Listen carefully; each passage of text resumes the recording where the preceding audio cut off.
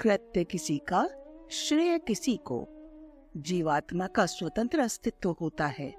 वह प्रकट, विकसित एवं समर्थ भी अपने ही पुरुषार्थ से होती है। इतने पर भी यह निश्चित है कि माता के सहयोग के बिना उसकी अदृश्य सत्ता मूर्तिमान नहीं हो सकती। पक्षियों के अंडे मादा देती ही नहीं, सेती भी है। मनुष्यों और पशुओं के अंडे उनके पेट में पकते हैं और उसी की देखरेख में अपने पैरों खड़े होने योग्य बनते हैं। मनुष्य के आध्यात्मिक और भौतिक जीवन को विकसित करने के लिए किसी समर्थ सहयोगी की आवश्यकता पड़ती है। ऐसा न होने पर प्रगति पथ अत्यंत दुस्सह हो जाता है।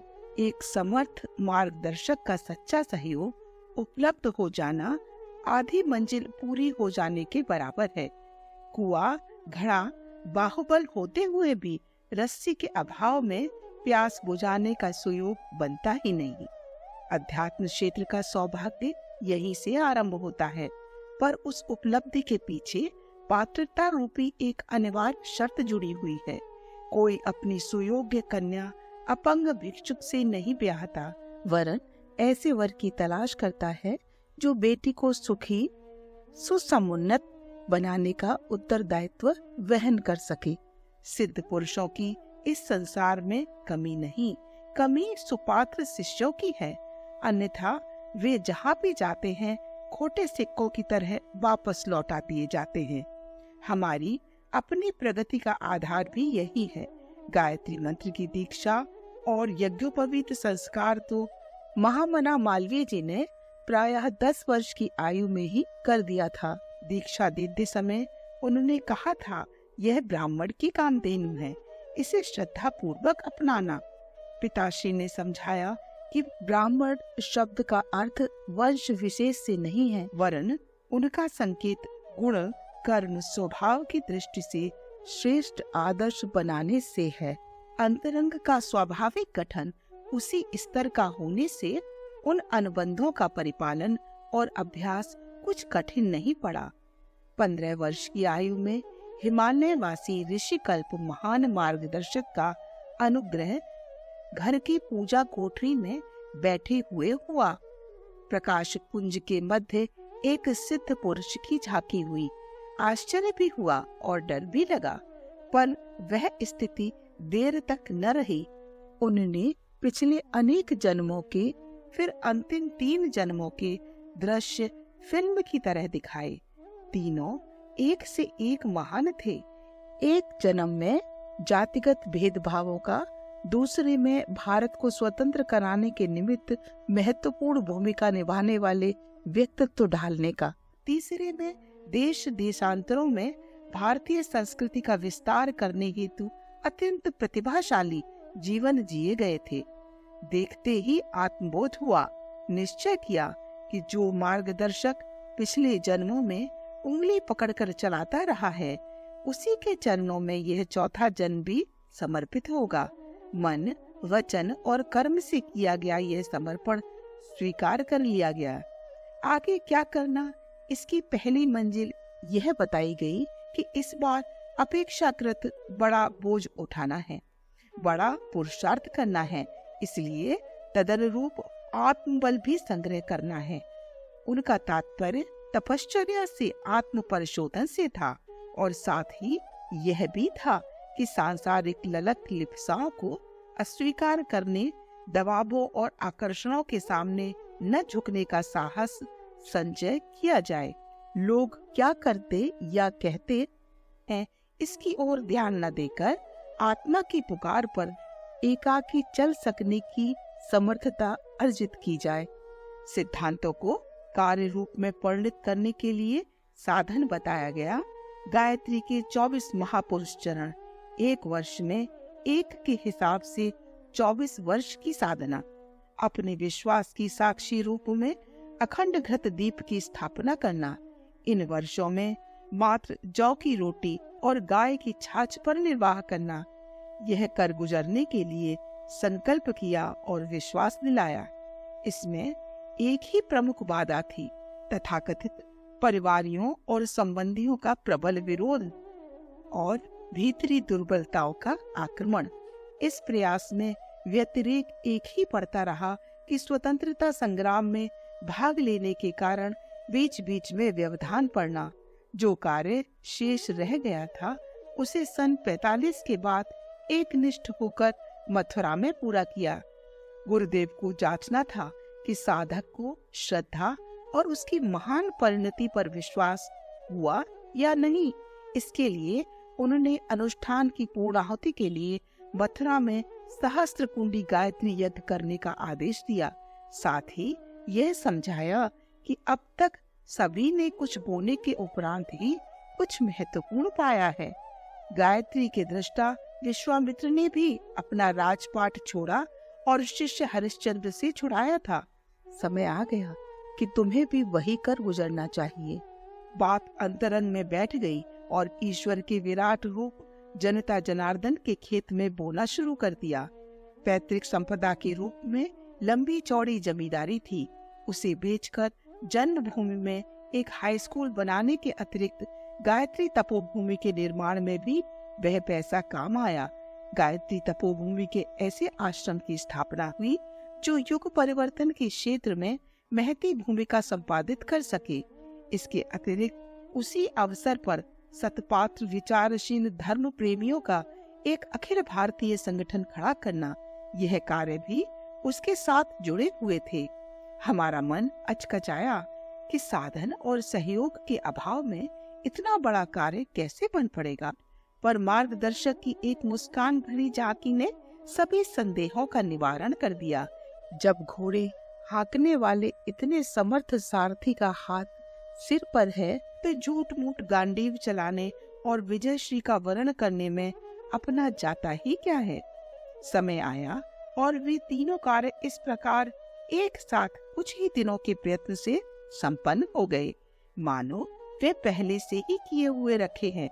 जिन्हें मथुरा के सन 58 में संपन्न हुए गायत्री महायज्ञ का स्मरण है, वे अभी भी आश्चर्यचकित होकर वर्णन करते हैं कि प्रायः 5 लाख व्यक्तियों के निवास, भोजन आदि का प्रबंध किस प्रकार एकाकी प्रयत्न से संपन्न हो गया। गायत्री तपोभूमि का आश्रम भी बना और गायत्री परिवार का विशालकाय संगठन भी खड़ा हो गया। इस चमत्कार से हमारा मन आत्मविश्वास से भर गया कि सौंपे गए किसी भी कार्य को कर गुजरना कठिन न होगा। मार्गदर्शक का उद्देश्य हमें युगांतरीय चेतना का आलोक व्यापक बनाने के कार्य में लगा देने का था। इसके लिए युग साहित्य के सृजन के कार्य में जुटना था। सो प्रायः सभी आर्ष ग्रंथों का अनुवाद और युग समस्याओं के स्वरूप और समाधान समझाने वाले साहित्य लिखने की आज्ञा हुई। इतने व्यापक क्षेत्र में इतना बड़ा काम करने में जब कभी असमंजस उभरा, तभी आत्मविश्वास ने, अनुभव ने साक्षी दी कि इतने बड़े सहायक के रहते कोई कार्य कठिन नहीं होना चाहिए। अपने शरीर के वजन जितना साहित्य कुछ ही दिनों में विनिर्मित हो गया। हाथ इस तेजी से चले मानो उनमें बिजली की मोटर लगी हो और संग्रहित ज्ञान का भंडार उगला भर जा रहा हो। यह होते देखकर वह पुरातन गाथा स्मरण आती रही जिसमें व्यास जी पुराणों को मुख से बोलते और गणेश जी लिखते गए थे। मस्तिष्क व्यास जी का काम करता रहा और हाथ गणेश जी का। इस लेखन को प्रकाशित करने के झंझट में कोई और तैयार न हुआ तो अपनी निज की व्यवस्था करनी पड़ी। 300 रुपए मूल्य के पुराने जमाने के हैंड प्रेस से काम चालू किया गया और आज उसका विस्तार ऑटोमेटिक ऑफ सेटों के रूप में काम करता दिख रहा है। अखंड ज्योति और 4 अन्य पत्रिकाओं की ग्राहक संख्या पार कर गई है। करोड़ों की संख्या में अनेकानेक भाषाओं में प्रकाशित हुए और देश विदेश में जन जन तक पहुँचे हैं। गुरुदेव का परामर्श था कि उच्च स्तरीय सिद्धियों के अर्जित करने का एक ही तरीका बोना और काटना। बाजरा, मक्का आदि का एक दाना बोए जाने पर 1000 दाना उत्पन्न करता है। भगवान का व्यवहार भी ऐसा है कि वह लिए बिना किसी को कुछ देता नहीं। सुदामा से तंदुल, गोपियों से दही, शबरी से वेद, बलि से भूमि, कर्ण से दांतों में चिपका सोना प्रभु ने मांगा था। हमसे भी जो कुछ आशा अपेक्षा की गई हमने दिया। उत्तराधिकार का दावा प्रस्तुत करने वाले कुटुंबियों को इसमें से एक कानी कौड़ी भी न मिली। इसके उपरांत रह जाता है श्रम सद्भाव, रात्रि के समय उपासना, दिन भर जनता जनार्दन की सेवा कार्य। भावनाओं की दृष्टि से अपने पास जो तप और पुण्य था उसका एक एक कण पिछड़ों को उठाने, आगे बढ़ाने में लगा दिया। अब और कोई सूझ नहीं पड़ता कि अपने पास और कुछ बचा हो सकता है कि जमा पूंजी कम और दान अनुदान का पलड़ा बोझिल होने के कारण रामकृष्ण परमहंस की तरह गले के कैंसर का शिकार होना पड़े। इस अनुदान का प्रतिदान हमें हाथों हाथ मिलता रहा। 75 वर्ष की आयु में स्वस्थता और कार्य क्षमता उतनी ही बनी हुई है जितनी किसी नवयुवक की होनी चाहिए। हमने प्यार बांटा और प्यार बटोरा है। उसी का प्रतिफल है कि प्रायः 20 लाख व्यक्ति अपना बहुमूल्य समय अपने संकेतों पर अहर्निश नव निर्माण के लिए नियोजित किए हुए हैं।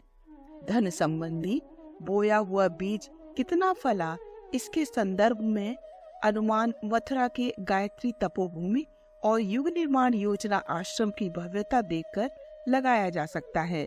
हरिद्वार के शांति कुंज और ब्रह्मवर्चस्व की इमारतें ही नहीं, कार्य पद्धतियां भी ऐसी ही हैं जिसे देखकर ऋषि प्रयासों की पुनरावृत्ति अनुभव की जा सकती है। ब्रह्मवर्चस्व में जो अनुसंधान विज्ञान और अध्यात्म की दृष्टि से किया जा रहा है उसे देखकर इन दोनों ही क्षेत्रों के मूर्धन्य व्यक्ति आश्चर्यचकित रह गए हैं। नवयुग का संदेश व्यापक करने के लिए देश देशांतरों में 2400 गायत्री शक्तिपीठों के नाम से भव्य भवन बने हुए हैं और अपने अपने क्षेत्र में नव सृजन का वातावरण बना रहे हैं। इसी प्रकार प्रज्ञा संस्थान स्वाध्याय मंडलों की संख्या अब बढ़ते बढ़ते 24,000 तक जा पहुंची है। यह हमारी प्रत्यक्ष कार्य करती भुजाएं हैं। इन्हें देखकर सहस्त्र भुजा वाला पुरातन काल का महाबली भी अपने को पिछड़ा हुआ अनुभव कर सकता है। यह जनसेवा कार्यों का बहुचर्चित परिचय है जिसे कोई भी चर्म चक्षुओं से देख सकता है। एक मुट्ठी अनाज हर घर से मांगने और 1 घंटा श्रम से इतना क्रांतिकारी वातावरण बना देना संसार में अपना एक विशिष्ट कीर्तिमान है। इस प्रकार सोचते तो कितने ही व्यक्ति रहे हैं, पर इन शक्ति स्रोतों को व्यवहार्यता उभारने और कार्यान्वित करने का यह प्रथम प्रयोग है जिसे अपने ढंग की अभूतपूर्व सफलता का श्रेय दिया जा सकता है। यह प्रत्यक्ष घटनाएं हमारे जीवन की हैं, जो परोक्ष है वह इससे कम नहीं, इससे बड़ा है, भले ही लोग उसे एक स्थान पर दृश्यमान न देख पाते हों। दुर्गुणों को छोड़ने और सद्गुणों को अपनाने की प्रक्रिया ऐसी ही है जिसकी लपेट में 1 करोड़ लोग भी आ चुके हों तो कोई आश्चर्य नहीं। यह गायत्री यज्ञों के अवसर पर उपस्थित हुए लोगों के द्वारा देव दक्षिणा प्रस्तुत करने के अनुबंध द्वारा संपन्न हुआ है। नैतिक क्रांति, बौद्धिक क्रांति और सामाजिक क्रांति जितनी बड़ी पृष्ठभूमि बनी है उसका लेखा जोखा लेने वाले दांतों तले उंगली दबाए बिना नहीं रह सकते। सर्वतोमुखी परिवर्तन का यह तूफानी अभियान, प्रज्ञा अभियान अभी रुका नहीं है, वरन दिन दूनी रात चौगुनी गति से बढ़ता ही जा रहा है। अदृश्य वातावरण के परिशोधन के लिए हर दिन 24 करोड़ गायत्री जप का सामूहिक अनुष्ठान अपना अदृश्य प्रभाव किस कदर उत्पन्न करता रहा, इसका और अनुमान अगली पीढ़ी भली प्रकार लगा सकेगी। मथुरा और हरिद्वार के आश्रमों द्वारा साहित्य प्रकाशन, अन्य भाषाओं में उसका अनुवाद, प्रचारक कार्यकर्ताओं का प्रशिक्षण, अध्यात्मवादी विज्ञान का नव जीवन, वातावरण को उलटकर सीधा करने जैसे प्रयास में सैकड़ों की संख्या में उच्च शिक्षित ऐसे व्यक्ति संलग्न हैं जो हजारों रुपए मास की आजीविका को लात मारकर मात्र अन्न वस्त्र पर निर्वाह कर रहे हैं। यह कीर्तिमान भी ऐसा ही है, जो इन दिनों कदाचित किसी संस्था में दृष्टिगोचर हो सके। इनके त्याग और पराक्रम ने मिशन को कहां से कहां पहुंचा दिया और गोवर्धन उठाने, समुद्र सेतु बांधने की गाथाओं को प्रत्यक्ष कर दिखा दिया। यह निकट आकर देखने, समझने और अन्वेषण करने पर ही विदित हो सकता है।